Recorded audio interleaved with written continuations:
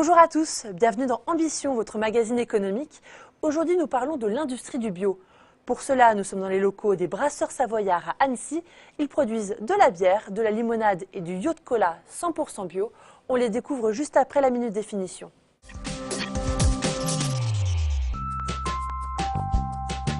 Ces principes sont nés en France après la Seconde Guerre mondiale. Mais le terme d'agriculture biologique n'est apparu qu'en 1991 dans un règlement européen qui reconnaît officiellement ce mode de production. Les bases de cette réglementation sont simples, gestion durable de l'agriculture et respect des équilibres naturels. La création des produits biologiques ne doit nuire ni à l'environnement, ni à la santé humaine, ni à la santé des végétaux ou des animaux. En 2016, la France comptait 32 326 producteurs et près de 11 000 producteurs de l'aval, c'est-à-dire les distributeurs, les importateurs et les transformateurs. Les brasseurs savoyards font partie de ces transformateurs. Cette brasserie est la plus grosse brasserie française exclusivement bio. Les matières premières sont sélectionnées et leur traçabilité est assurée tout au long de la transformation. Produire bio, une stratégie payante. Je suis avec Antoine Honorati, directeur des Brasseurs Savoyards. Bonjour. Bonjour. Merci de nous accueillir. Je vous en prie. Expliquez-nous, vous êtes arrivé ici il y a 3 ans, vous avez repris l'entreprise qui était en liquidation judiciaire. Aujourd'hui, comment est-ce que ça va ? Écoutez, beaucoup de chemin a été fait en 3 ans. Comme vous le dites, on est parti d'une entreprise qui a déposé le bilan, donc qui était très mal en point économiquement. On a commencé à 3. Aujourd'hui, on est 8. Donc tout va bien. On a réussi à redresser le dynamisme de l'entreprise, le carnet de commandes, le chiffre d'affaires. Donc on a aujourd'hui à date multiplié par 5 le chiffre d'affaires en 3 ans. Alors vous me disiez tout à l'heure que si votre prédécesseur n'avait pas produit quelques produits bio, vous ne l'auriez peut-être pas fait. Oui, alors ça il est difficile de dire qu'aurais-je fait il y a 3 ans à la reprise de l'activité de la brasserie 3 ans plus tard. Après, nous, on a une éthique, encore une fois. Moi, le premier, dans mon frigo, 90% des produits sont bio. Donc, on attache quand même une importance, que ce soit moi ou mes employés également, qui ont aussi cet état d'esprit-là, à proposer, encore une fois, à fabriquer et à proposer à nos clients des produits qui soient le plus sains, malgré le fait qu'on puisse parler de bière ou de soft, qu'il faut consommer avec modération, mais qui soit quand même plus sain qu'un produit rempli de pesticides, d'acides ascorbiques, d'antioxydants ou de conservateurs divers et variés qui, on le sait, nuisent à l'état de santé des consommateurs. Quand vous êtes lancé dans l'aventure il y a 3 ans, vous vous êtes dit là vraiment on prend un risque ? Oui, alors pas quand on s'est lancé, c'est une fois qu'on a été lancé. Parce que c'est vrai que ça induit beaucoup de contraintes, c'est un réel métier qu'il faut, même si on sait fabriquer de la bière, même si on sait brasser, derrière une brasserie, il n'y a pas que cet aspect-là de fabriquer le produit. Il y a aussi tout l'aspect de conditionnement, qui est assez complexe, l'aspect d'achat et de vente de nos produits. Donc c'est vrai que ça a été un sacré challenge à la reprise de l'activité. Comme vous le savez, elle était en faillite, donc c'est vrai qu'il a fallu travailler d'autant plus pour redresser la barre. Mais aujourd'hui, si c'était à refaire, je le referais sans hésitation. Vos produits sont tous bio. Comment est-ce que vous les sélectionnez ? Alors, le plus possible en local. Ça veut dire qu'au-delà du produit lui-même, de ce qui est dans le produit, on a aussi tout l'emballage. Donc l'emballage, on sait qu'on peut trouver des acteurs locaux qui vont nous les proposer. Je parle des cartons de suremballage qui sont faits à Sénaux, donc à 2 km de chez nous, des étiquettes qui sont faites également pas très loin, des packs, des bouteilles. Tous ces produits-là existent très proches de chez nous. Donc systématiquement, on va favoriser une entreprise qui est proche de chez nous pour ces produits-là. Pour d'autres produits, comme le sucre de canne, évidemment, on n'a pas de culture proche de chez nous. Pour le houblon, la culture bio la plus proche va se trouver en Alsace. Et pour les céréales, l'orge et le blé, ce sont des céréales qui à 95% sont des céréales françaises, maltais en Belgique. En sachant qu'on en passe 150 tonnes par an. Et malheureusement, on n'a que ce choix-là. Le plus proche, c'est la Belgique pour les céréales. De plus en plus, en tous les cas dans la région, de microbrasseries se créent, naissent. Donc ce qui veut dire concurrence qui devient de plus en plus rude. Comment est-ce que vous allez faire justement pour rester leader? Alors, nous, on n'a pas forcément vocation à vouloir être le leader. Déjà, on travaille d'arrache-pied énormément ici à la brasserie pour développer nos produits et l'éthique qu'il y a derrière nos produits et la qualité qu'il y a derrière nos produits. Après, l'idée n'est pas forcément d'être leader. Concernant toutes ces microbrasseries qui se montent, pour moi, je trouve que c'est formidable. C'est formidable. Pourquoi c'est formidable? Parce qu'aujourd'hui, 97% du marché de la bière ou des softs est détenu par des industriels. C'est-à-dire qu'aujourd'hui, vous allez dans n'importe quel magasin de grande distribution, vous allez dans n'importe quel bar, dans les 90% des cas, vous n'aurez que des bières industrielles.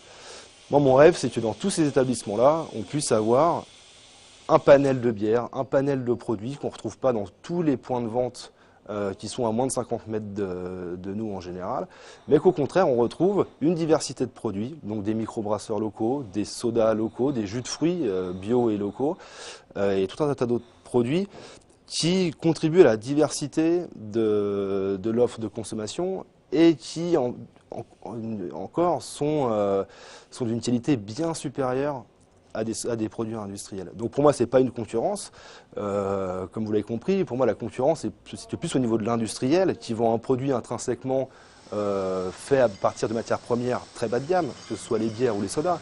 On vous vend des sodas ou des bières industrielles qui sont dites haut de gamme, par le marketing, par l'image que renvoie le produit, mais comment est fait ce produit-là réellement intrinsèquement? De quelle matière première on part pour avoir ces produits industriels? Et c'est là que petit à petit les consommateurs prennent conscience, parce que moi je le sais, comment sont faits ces produits-là, et je veux dire que quand on le sait, on a beaucoup moins envie de les boire. Donc moi je suis partant pour que cette diversité de brasseries telle qu'elle existait au début du XXe siècle, au début du XXe siècle, il y avait beaucoup plus de microbrasseries qu'aujourd'hui.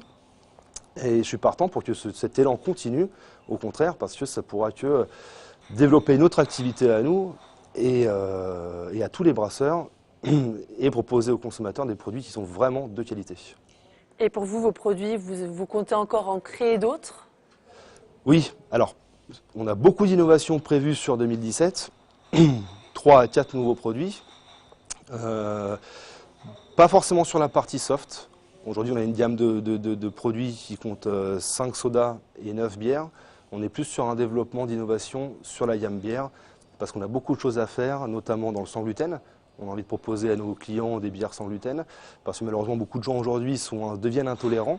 Au-delà de la mode du sans gluten, c'est aussi une tendance, des nouvelles maladies qui apparaissent, ces intolérances. Donc beaucoup d'innovations sur la partie bière. Pour les sodas, ce sera peut-être plutôt l'année prochaine. Très bien, on a hâte de découvrir tout ça en tous les cas. Merci beaucoup d'avoir répondu à mes questions. Merci à vous. Et puis à bientôt. À bientôt, merci.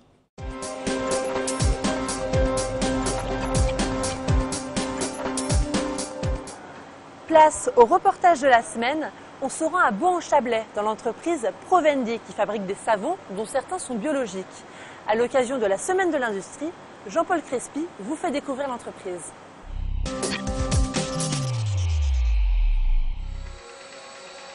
Maître savonnier depuis plus de 60 ans, entreprise du patrimoine vivant, le laboratoire Provendi écrit son histoire et son développement au rythme des ressources raisonnées et des produits naturels qui lui sont nécessaires pour élaborer ses savons liquides. Leader mondial sur ce marché de l'hygiène corporelle, l'entreprise produit chaque mois 900 tonnes de savon liquide et ses premiers clients sont américains. Malgré les volumes produits, cet artisanat unique s'appuie sur des règles environnementales strictes, un respect logique de son environnement. On va créer une molécule. On va partir d'huile végétale. C'est un produit naturel qui a ses spécificités selon les récoltes. Et de ce produit-là, on va le transformer en molécule de savon. Et d'une récolte à une autre ou de l'origine de l'huile d'une autre, on a une huile différente, donc un produit différent auquel il faut s'adapter.